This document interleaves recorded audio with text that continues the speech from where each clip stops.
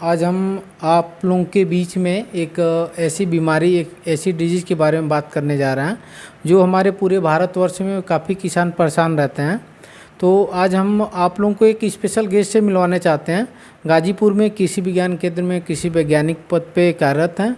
तो हम इनसे जानेंगे कि जो मिर्च में हमारी समस्या आती है, जो पौधा सूखने वाला या पौधा उकटने वाला समस्या, लोग कहते हैं उकठा लग गया है, सूख गया है, तो इस विषय बारे में जानकारी हम कुछ हासिल करेंगे। हमारे जो कृषि वैज्ञानिक हैं कृषि विज्ञान केंद्र के, इनसे हम जानकारी लेंगे कि मिर्च में हम लोग कौन सा क्या उपाय किया जाए या बीमारी क्या है, ये आपको विस्तृत जानकारी देंगे। जी किसान भाई नमस्कार। बहुत बहुत धन्यवाद कि आप लोग यहाँ पर आए हैं और मुझे अपने इस प्रोग्राम में शामिल किया हुआ है।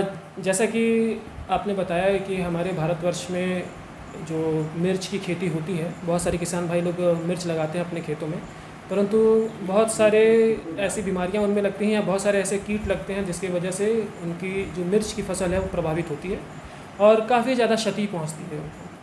इसमें कुछ बीमारियां ऐसी हैं जो कि फंगस द्वारा लगती हैं, कुछ ऐसी हैं कि वायरस द्वारा लगती हैं और कुछ बीमारियां ऐसी हैं जो कि सूत्रकृमि द्वारा लगती हैं। तो मुख्यतः आप ने जो सवाल उठाया है कि सूत्रकृमि जो होता है या निमाटोड जिसे कहते हैं, उससे हम लोग कैसे अपने फसल को बचा सकें। तो वैसे तो एंथ्रेक्नोज हो गया, डाईबैक हो गया, तो जिसमें कि आपका मिर्च का पौधा है वो ऊपर से सूखना शुरू हो जाता है। ये बीमारियाँ सबसे ज़्यादा प्रभावित करती हैं जी।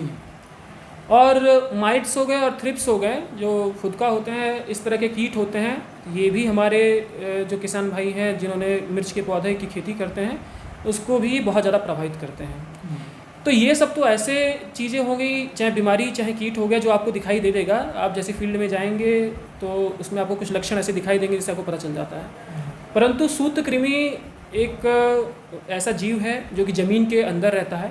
ज़मीन के अंदर रहने के बाद से आपके जितने भी पौधे होते हैं वो सारे पौधों को प्रभावित करता है, लगभग सारे पौधों को प्रभावित करता है।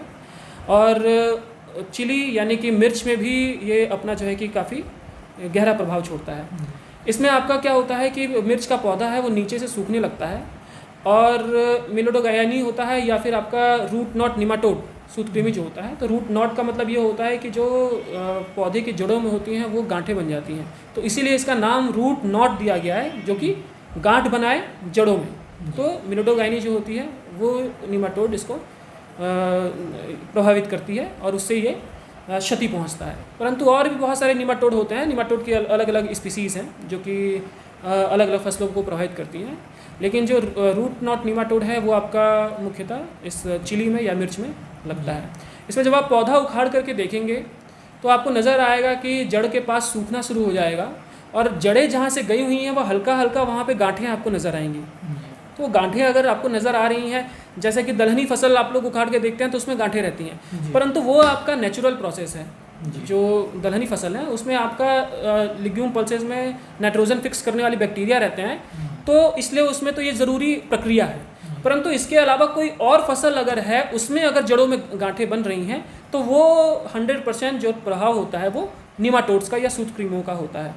इसका बचाव यही है कि सबसे पहले तो हम लोगों को अपने फील्ड को देखना है, अपने जो खेत है उसको हम लोग निरंतर चेक करते रहेंगे कि कहीं इसका प्रभाव तो नहीं है। अगर पहले भी कोई आपने फसल लगाई है उसमें इस तरह का प्रभाव आपको नज़र आया है निमाटोड का, तो उसमें आप एक समय रोक करके उसको फैलो रख दीजिए। फैलो करने के बाद से गर्मी की गहरी जुताई कर दीजिए, क्योंकि सूत्रकृमि को कंट्रोल करना बहुत ही मुश्किल होता है जी। और फैलो करने के बाद से अगर आपका खेत खाली है तो आप उसमें कुछ ट्रैप क्रॉप्स भी लगा सकते हैं, जैसे मैरीगोल्ड का कहा जाता है, गेंदे की फसल ये बोली जाती है कि किनारे किनारे अगर मेढ़ों पे आप लगा देंगे तो इससे आपका जो खेत में रहने वाले जो निमाटोड हैं, सूत्रकृमि हैं, वो आपको किनारे की तरफ, बॉर्डर की तरफ चले जाते हैं, या जहाँ आपने गेंदे की फसल लगाई हुई है वो उस तरफ चले जाते हैं और उसके ऊपर वो खाना शुरू कर देते हैं। तो आपकी जो मुख्य खेत में जितनी फसलें रहती हैं वो आपकी बच जाती हैं। तो यही आपका मिर्च में भी होता है कि अगर आप बॉर्डर लाइन एरिया में अगर आप कुछ गेंदों के फूल लगा देंगे तो सूत्रकृमि वहाँ आपके खेत से निकल के कहीं और चले जाएंगे। दूसरी चीज़ क्या है, जैसे मिर्च की बात कर रहे हैं तो नर्सरी अगर आप लगाते हैं तो नर्सरी आप ऐसी जगह लगाइए जहाँ पे इसका इन्फेक्शन ना हो या इन्फेस्टेशन ना हो। अगर वहाँ पे आपका पहले से प्रभावित है, अगर सूत्रकृमि वहाँ पहले से मौजूद हैं और वहाँ अगर आप अपनी नर्सरी लगा रहे हैं तो वो आपका जब मुख्य फसल में लगाएंगे तो 100% वो प्रभावित होगा। दूसरी चीज़ क्या है कि आप जब ट्रांसप्लांट करते हैं तो उससे पहले जब पौधा उखाड़ेंगे नर्सरी से तो उसके जड़ों में ज़रूर देखें। आप जड़ों को अगर चेक करेंगे तो उसमें आपको लक्षण दिखाई देगा सूत्रकृमि का, तो उस पौधों को आप मत लगाइए, वो आप उसी पौधों को लगाइए जो कि स्वस्थ हैं। दूसरी चीज़ क्या है कि कुछ ऐसी भी वैरायटियाज़ आती हैं जो कि सूत्रकृमि की रेजिस्टेंट होती हैं, यानी कि सूत्रकृमि उसमें प्रभाव नहीं डालता है। तो सबसे पहले तो उस प्रजाति का चयन करिए जिसमें कि सूत्रकृमि का प्रभाव ना हो। दूसरी चीज़ आप चेक करिए, नर्सरी अच्छी जगह लगाइए, साफ़ सुथरी जगह लगाइए। जब आप पौधा उखाड़े ट्रांसप्लांट करने के लिए तो उसका जड़ चेक करें। और तीसरी चीज़ क्या है कि अगर आपने मुख्य खेत में अगर लगा दिया है, एक दवा आती है जैविक में सूडोमोनास, तो सूडोमोनास का अगर आप प्रयोग करते हैं तो वो क्या है कि एंटागोनिस्टिक इफेक्ट डालता है, यानी कि वो आपका जो है कि नीमाटोड को मारने में काम आता है। तो सूडोमोनास का आप प्रयोग कर सकते हैं, अपने खेतों में डाल सकते हैं। और नीम युक्त कुछ दवाएं हैं उनका भी प्रयोग आप कर सकते हैं। परंतु सबसे बड़ी चीज़ क्या है कि सूत्रकृमि के लिए बहुत ही कम ऐसी दवाएं हैं जो कि प्रभावित हैं या प्रभाव डालती हैं। उसमें से एक या दो ऐसी जो है कि पेस्टिसाइड्स हैं या केमिकल्स हैं या रसायन हैं जो कि अच्छा इस पर प्रभाव डालती हैं, जिसमें एक प्रोडक्ट का नाम है वेलम। तो वेलम प्राइम एक ऐसी दवा है जो कि अपने आप खेतों में डाल सकते हैं। इसका अगर आप प्रयोग करते हैं अपने खेतों में तो सूत्रकृमि की जो समस्या है वो आपकी जो है कि कम हो जाएगी। और जो मैंने उपाय बताए अगर शुरू से लेकर लास्ट अगर आप इसको अपनाते हैं तो सूत्रकृमि की समस्या आपके खेतों में नहीं रहेगी और उससे आपको निदान मिल जाएगा। डॉक्टर साहब, एक क्वेश्चन होता है किसानों का कि यदि हम नर्सरी डालते हैं या खेत में, हम कैसे पहचान करेंगे कि हमारे खेतों में नेमाटोड है? क्या कुछ ऐसी विधि है मिट्टी जांच कराने की या कुछ ऐसे तरीके हैं जिसको किसान अपने हाथों से या कुछ ऐसे देसी विधि से नेमाटोड को जान सकें कि जहाँ हम नर्सरी डाल रहे हैं वहाँ नेमाटोड है कि नहीं है, या हम जहाँ पे खेत में लगा रहे हैं वहाँ नेमाटोड है कि नहीं है? इसकी हम जानकारी अपने कुछ देसी विधि से क्या है, क्या आपके पास जानकारी की किसानों को हम दे सकें? देखिए, जो सूत्रकृमि होता है वो सूक्ष्म जीव होता है जी। आप या कोई किसान है वो अपनी नंगी आंखों से इस तरह से पहचान नहीं कर सकता है।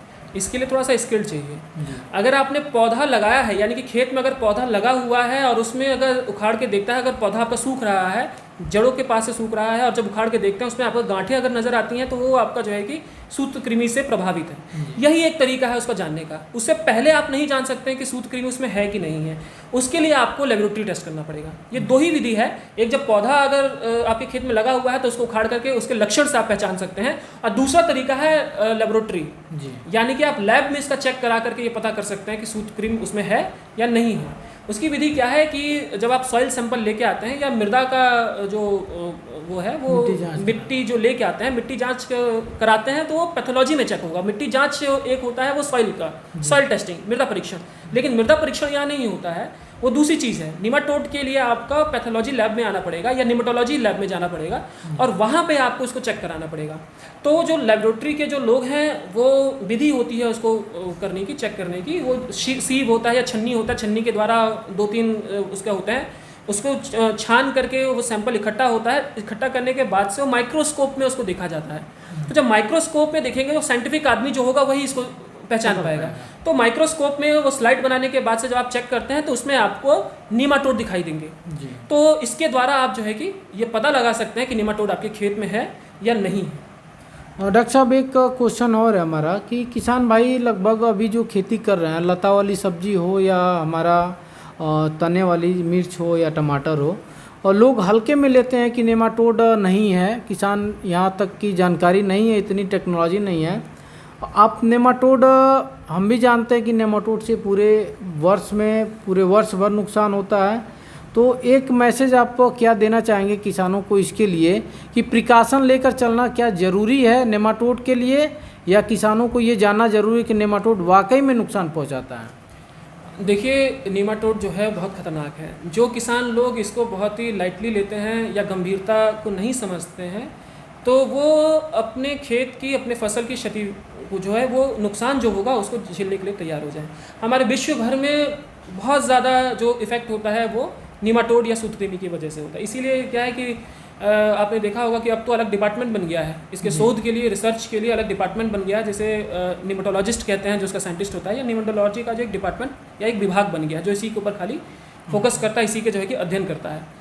और ऐसा है कि जितने भी हमारे कुकुरबिट्स यानी कि लताएं वाले जितनी फसलें हैं उसमें सबसे ज़्यादा प्रभाव होता है नीमाटोड का। ये परवल हो, चाहे कोहड़ा हो, चाहे लौकी हो, सतपुतिया हो, या परवल जो मैंने बताया, तो इसमें बहुत ज़्यादा इफेक्ट आता है। अभी हमारे कुछ एक किसान आए थे कुछ टाइम पहले, तो परवल का कुछ सैंपल लेके आए थे और मैंने देखा जितनी उनकी जड़ थी उसमें मोटे मोटे गांठें बनी हुई थी, जैसे फोड़ा हो जाता है ट्यूमर जैसा, उस तरह खाली उनमें इतना बड़ा जो है कि खाली ट्यूमर ही नज़र आ रहा था। तो इतना ज़्यादा प्रभाव था उसमें। अगर नीमाटोड एक बार खेत में लग गया तो उसको कंट्रोल करना बहुत मुश्किल है, क्योंकि मैंने जैसा आपको बताया कि मार्केट में बहुत कम ऐसी दवाएं हैं जो कि उपस्थित हैं इस नीमाटोड को मारने के लिए। तो अगर उपस्थित भी हैं तो उतनी ज़्यादा कारगर नहीं है। तो इसलिए हमें इसकी गंभीरता को समझना होगा, पहले से ही प्रिकॉशन ले के हमको चलना पड़ेगा ताकि हम सूत्रकृमि को नियंत्रण कर सकें। और जो अगर इससे लॉस्ट होता है, अगर मैं बताऊं तो अगर सूत्रकृमि एक खेत में आ जाता है तो 100% तक आपका लॉस हो सकता है, यानी कि फसल पूरी की पूरी चौपट हो जाएगी, आपको कुछ नहीं मिलेगा, पूरा पौधा जो है सूख जाएगा। तो 100% तक का अगर क्षति होता है इसका मतलब कि ज़ीरो रिकवरी, यानी कि आपका प्रोडक्शन ज़ीरो हुआ। तो इसलिए इसकी गंभीरता को हमको समझना पड़ेगा और ये बहुत ही ज़रूरी है हमारे किसान भाइयों को समझना है कि किस प्रकार से हम लोग इसको नियंत्रण कर सकें। आपके कृषि विज्ञान केंद्र के लोग हैं या आपके एग्रीकल्चर यूनिवर्सिटीज़ अगर जहाँ पास में हैं आपके, तो वहाँ जाके आप संपर्क करिए उनके वैज्ञानिक से और अपनी समस्या को बताइए और उसको अगर सूत्रकृमि का प्रभाव है तो जल्द से जल्द उसको नियंत्रण करने की कोशिश करें। बहुत बहुत धन्यवाद डॉक्टर साहब आपका, आपने बहुत ही अच्छी जानकारी दी कि किसानों के लिए एक अच्छा संदेश दिया कि नेमाटोड के बारे में जानें और उसके बारे में आप थोड़ा सा प्रिकॉशन लेकर चलें, क्योंकि हम भी अपने वीडियो में यही दिखाना चाहते हैं हमेशा कि नेमाटोड से किसान को प्रिकॉशन लेकर चलना है। आप गोबर और सुडोमिनास को गोबर की खाद में मिला के बुआई से पहले आप यदि आप करवा देते हैं खेत की तैयारी, तो ये नेमाटोड की समस्या नहीं आएगी। और यदि हमारे चैनल को आप जो भी किसान भाई देख रहे हैं, ग्रीन ग्लो ऑर्गेनिक इंडिया में आपका स्वागत है और इस चैनल को लाइक, सब्सक्राइब, शेयर करिए जिससे कि हम आपको और अच्छी जानकारी दे सकें।